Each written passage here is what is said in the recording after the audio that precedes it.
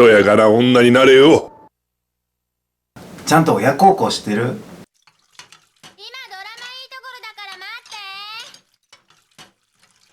て。かゆい。寂しい。一緒にキャッチボールをやってくれるのも、その高い私立大の学費を払ってくれるのも全部誰？おい落ち着け、転んじゃうだろ。そうね、お父さんですよね。親父がゲームの中にいい親父っているかなと思ってね。いるよね、尊敬する親父ってね。逆に反面教師みたいなね、どうしようもない親父もゲームにはね何人か知ってるけど、今日は僕がねそんな彼らの息子になりたいかどうか、そんな彼らの息子だったら親孝行するかどうか、どれだけ彼らが僕の印象に残ったのかというのを、ちょっとねランキングで、今日はやってみたいと思います。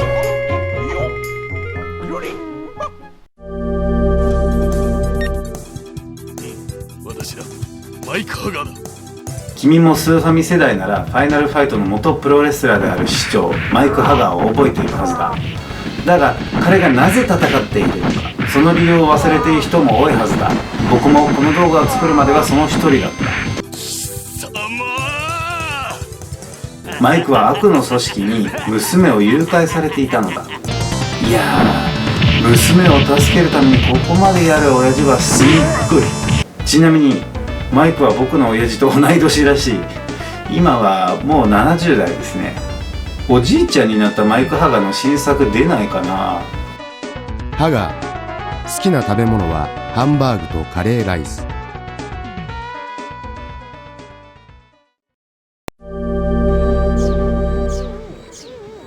かの絵に描いたようなキモ親父山田健一。頭は完全に剥ぎ上がり、いつもステテコパンツを履いてテレビの前でゴロゴロしてる。あんな不格好なやつにここまで美人の娘がいるとは何とも信じがたい。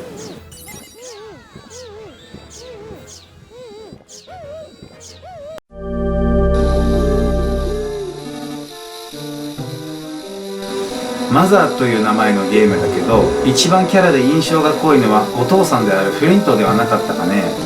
彼はプレイヤーが最初に操作するキャラクターでもあるので、それだけ思い入れが深い。森で火事にあった家族の救出に向かうところからスタートするけど、燃え盛る森を何の躊躇もなく進むフリントの男ぶりはかっこよかったね。そしていい知らせと悪い知らせは永遠に忘れない名台詞ですね。まさに奇妙で切ない、そして面白いです。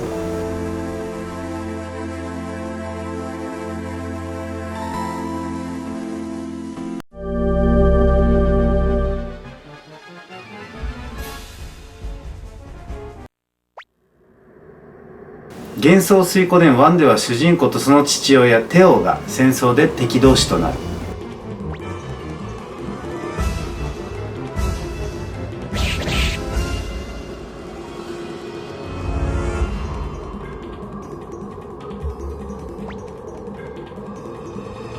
テオと戦い勝つと、本当は息子を思い立ったテオが初めて本音を吐く。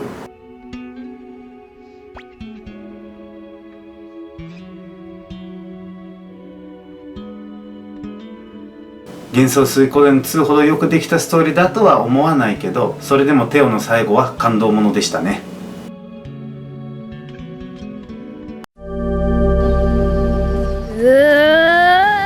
ヘビーレインのイーさんは絵に描いたようなグッドファザー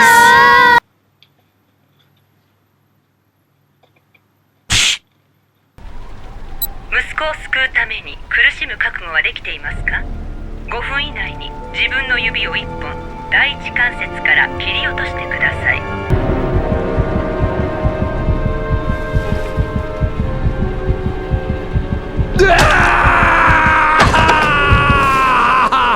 誘拐された息子を救うために自分自身を犠牲にするだけでなく、プレイヤーの選択次第では他人まで犠牲にしてしまう。ショーンを救うためにはこいつを殺さなきゃならない。しょうがないんだ。その行動が果たして道徳的であるかどうかについては賛否両論あると思いますけど、息子を何よりも大事に思っていることだけは間違いないですね。その辺にしてご飯が。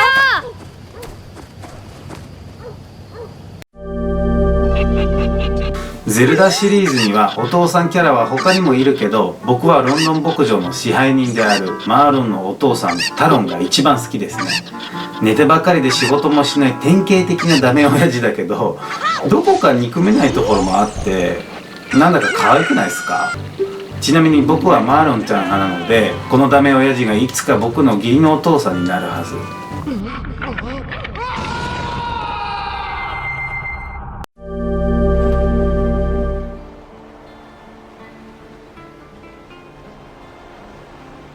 そのシュートはこうやるんですよ。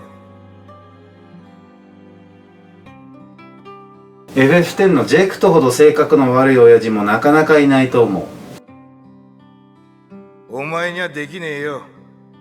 でもな、心配することはねえ。できないのはお前だけじゃない。俺以外にはできやしねえ。俺は特別だからな。だが本当は照れくさいだけなのだ。あのチビを一流の選手に育て上げて、てっぺんからの眺めってやつを見せてやりたくてよ。主人公のティーダがそれに気づく頃、ジェクトは特に人間でなくなっていて、皮肉にも倒さなければならない存在となっています。親子の絆を普通と少し違う形で表現しているけど、僕はその熱い人間ドラマには感動しましたね。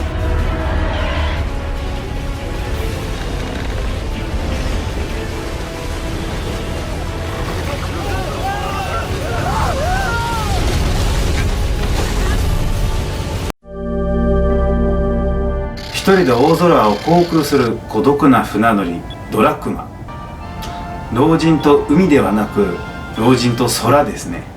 空賊の間で最も恐れられている巨芸モービスを狂ったように追う不愛想な彼は、一見すればお父さんらしくも何ともない。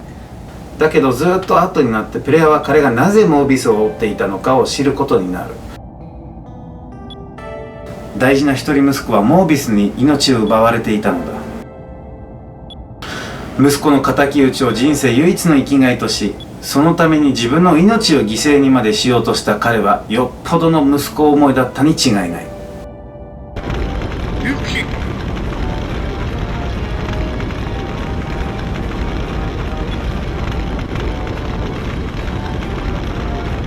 小僧、さらばだ。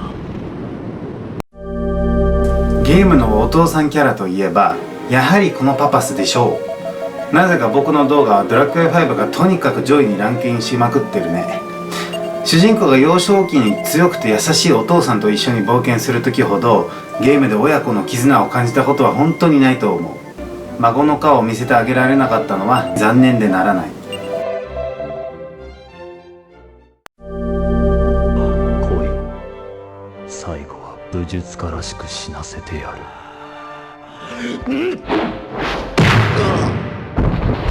葉月巌は物語の冒頭で主人公である葉月亮の目の前で殺されてしまう。プレイヤーはそんなお父さんのことをよく知らないまま物語を進めていくわけだが、序盤で実は隠された3つの回想シーンを見れば、巌がどのようなお父さんだったのかを知ることができます。亮、お前がまだ眠ってる時間から農家の人は働いている。人参の収穫も一本一本丹念にな。それをお前は粗末にできるのか？少し厳しいところもあるけど、人格者のお父さんを亮がどれほど尊敬していたのか、一つ一つのセリフや行動から察することができ、だからこそ敵を討ちたいという亮の気持ちがプレイヤーにも伝わってきます。親父、奴らは俺が